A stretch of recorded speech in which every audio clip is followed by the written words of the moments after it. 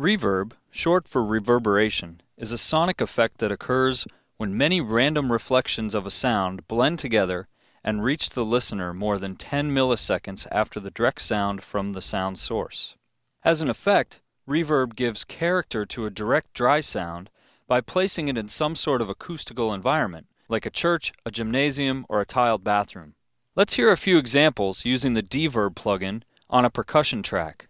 I'm going to open up this reverb plugin, and while we're listening back, I'm going to adjust the mix. When the mix is set at 100%, that means 100% of the track coming into this plugin is being affected by the reverb. If we reduce that down to 0, that means that there's no reverb effect at all, and the track will be completely dry. So listen as I adjust the wet-dry mix and change between some presets on this plugin.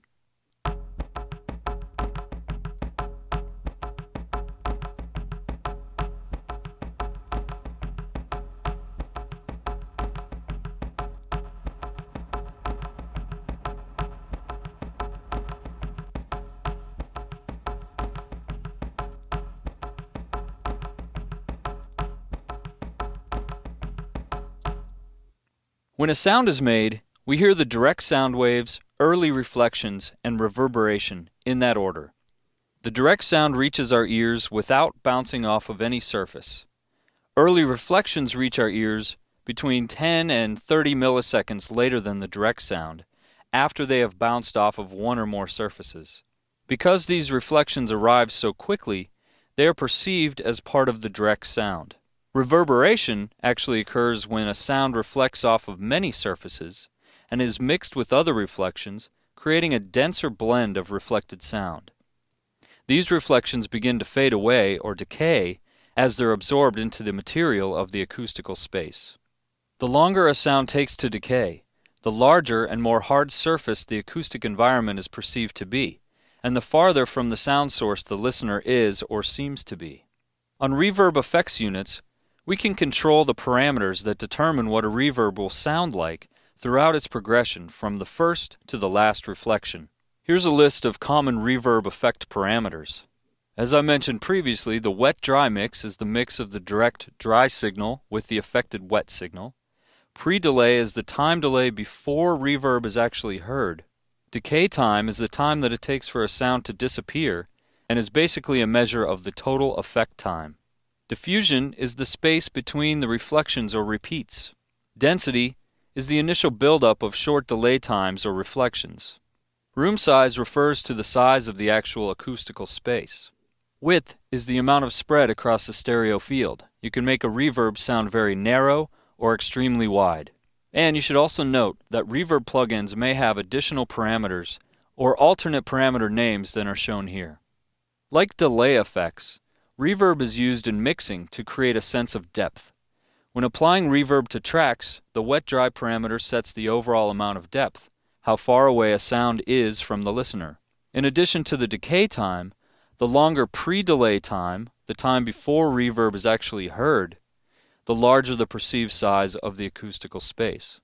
Reverb effects can be used on pretty much any kind of sound source in your mix. However, I would steer you away from using it on bass instruments, because if you use reverb on a low frequency, it can tend to really make the mix muddy. Also, reverb often sounds more impressive if it's used in stereo as opposed to mono. If you do find that your reverb plugin is making your mix a little bit muddy, you can use the high filter cut or the low pass filter on almost any kind of reverb plugin to help sculpt the sound and tighten up your frequency range for the reverb output. Trends in the music industry tend to influence the amount of reverb that gets used on popular music. If you're trying to make your mixes sound like what's on the radio or in your favorite song, do some serious listening to the amount and types of reverb that mix engineers used in the recording. Now let's listen to some presets in a few of the stock reverb plugins in Pro Tools. I'm going to close up Reverb here and bypass it, and then open up the Air Reverb plugin. We're going to listen to a few presets on the drum tracks again.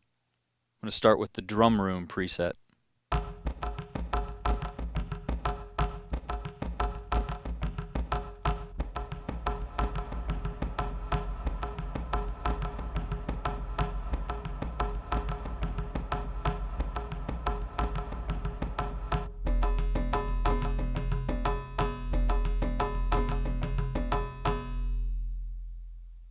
There are a lot of parameters in this reverb plugin, and you can see as I've changed between those presets, a lot of the parameters change pretty significantly to create those different sounds.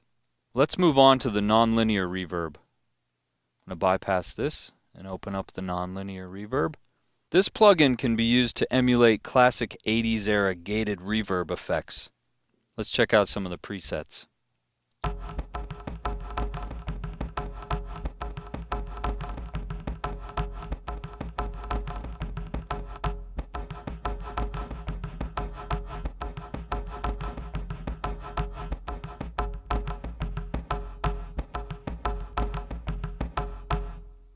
Let's move on to the spring reverb.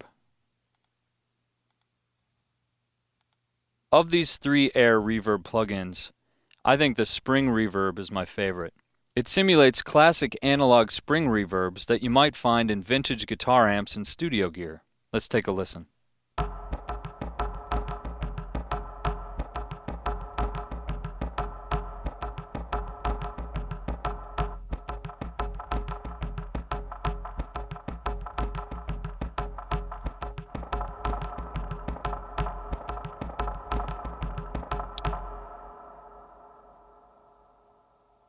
If you want to hear what a reverb really sounds like, you can actually play a little bit and then stop the track to hear the decay, and that'll give you a sense of what the reverb is really doing to your overall sound. Reverb is an essential mixing effect in all styles of music and post-production. Learn how to use the reverb parameters, and you'll be able to create the atmosphere and sonic character that you want for your mix.